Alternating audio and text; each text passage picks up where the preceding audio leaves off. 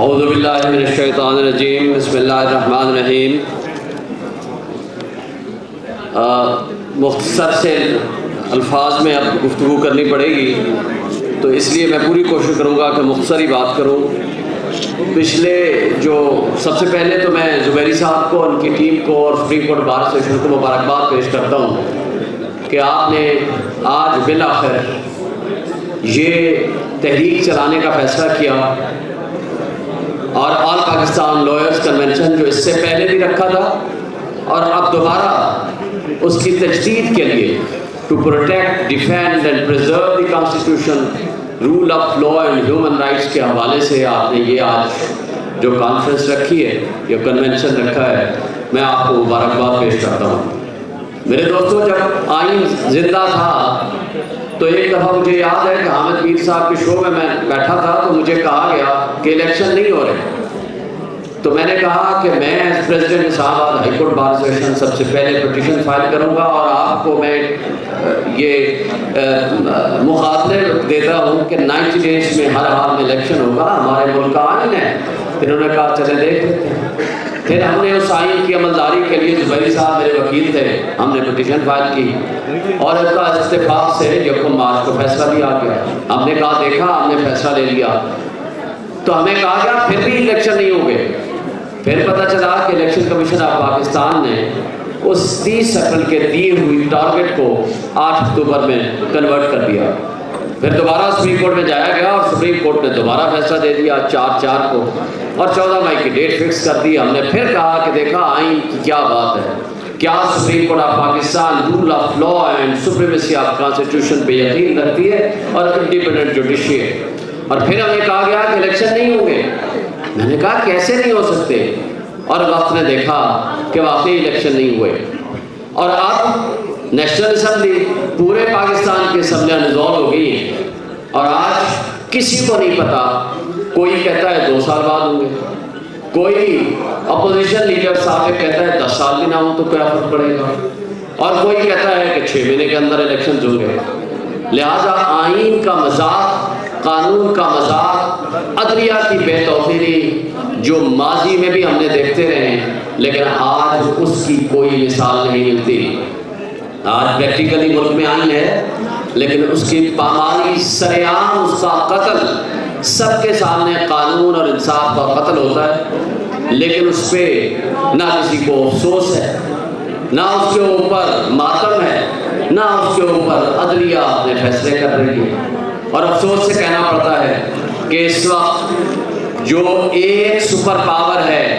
راولپنڈی میں، جس کا نام اسٹیبلشمنٹ ہے، اور تمام مقتدر طبقے، حلقے، ادارے، لا انفورسمنٹ ایجنسیز اور ہمارے کچھ جج صاحبان ان کے آگے سر نگو ہیں، اور وہاں سے صرف جو احکامات اور فیصلے ملتے ہیں اس کی ایکسیکیوشن میں صرف وہ اپنا رول ادا کرتے ہیں۔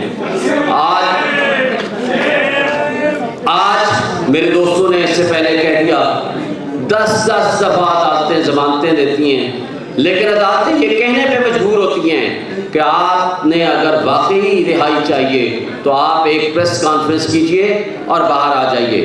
اور کتنی بدقسمتی کی بات ہے، ماضی کی تاریخ 75 سال سے تو یہی ہے کہ ہمارے ملک کی اسٹیبلشمنٹ ٹیسٹ ٹیوب سے بنے ہوئے سیاستدان اور ہمارے اس وقت کی جوڈیشری جو کہ اس کا تسلسل آج تک جاری ہے، انہوں نے پاکستان کو جو کھلواڑ کیا، آج جس انجام پہ پہنچا دیا،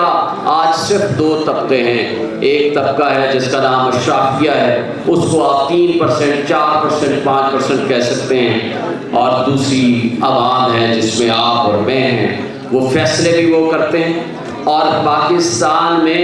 UNDP کی رپورٹ کے مطابق تقریباً $18 بلین سالانہ وہ اشرافیہ، جس میں حکمران، جس میں ہمارے ججز، جس میں جرنیل، جس میں سول بیوروکریسی اور ملٹری بیوروکریسی شامل ہے، وہ مفت برآمد دیتا ہے $12 بلین، اور اس کے بدلے میں جو پاکستان کی عوام کے اوپر ظلم ڈھایا جا رہا ہے آج، جو مہنگائی، جو بے روزگاری، جو ظلم و ستم، جو بنیادی حقوق کی معطلی، ہم دیکھ رہے ہیں کہ اس کی بدترین مثال ہم سب نے دیکھی ہے، لیکن آج اس کی مثال سب سے آخری ہے۔ اس لیے کہ مشرف کے مقابلے میں بھی ہم نے تحریک چلائی تھی، لیکن وہ تحریک کامیاب کرائی تھی، لیکن یہ وہ ظلم نہیں ہوتا تھا جو آج بچیوں پہ ہو رہا ہے، جو آج وکیلوں پہ ہو رہا ہے، جو آج میڈیا پہ ہو رہا ہے، جو آج باقی تمام اداروں پہ ہو رہا ہے۔ آج کہتے ہیں میڈیا بہت آزاد ہے، لیکن پاکستان کا most popular leader Imran Khan, جس کی نہ تصویر چلا سکتے ہیں نہ اس کا نام لے سکتے ہیں، اگر آپ نے تنقید بھی کرنی ہو تو اس کا آپ نام نہیں لے سکتے۔ اور آج سے 16 مہینے پہلے باہر سے یو ایس سے کہا گیا، ایک سائبر آیا کہ جناب بدل دو اس شخص کو، بدل دیا گیا، اور ہماری اسٹیبلشمنٹ اور ہمارے اس وقت کے جماعتیں سیاسی، انہوں نے اس میں ہینڈلرز کا رول ادا کیا۔ وہاں آج انٹرسیپٹ کی اس کنٹینٹس لیک ہونے کے بعد آج وہاں ان سے سوال کیا جا رہا ہے کہ اس پہ انکوائری کرو کہ آپ نے پاکستان کی سالمیت کے اوپر کیوں اٹیک کیا۔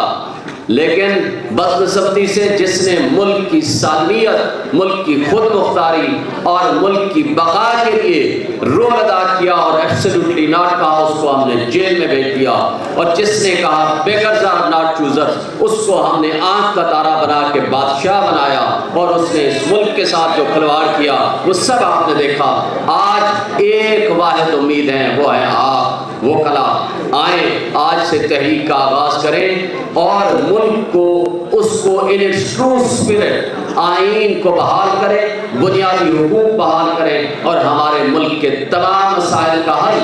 اسی میں ہے کہ ہم آئین کے تابع رہ کر تمام لوگوں کو ان کے حقوق دلائیں، اور اس آئین کے تابع 90 ڈیز میں الیکشن ہوں، اور جس کو عوام چاہتی ہے اس کو اقتدار ملے۔ Thank you.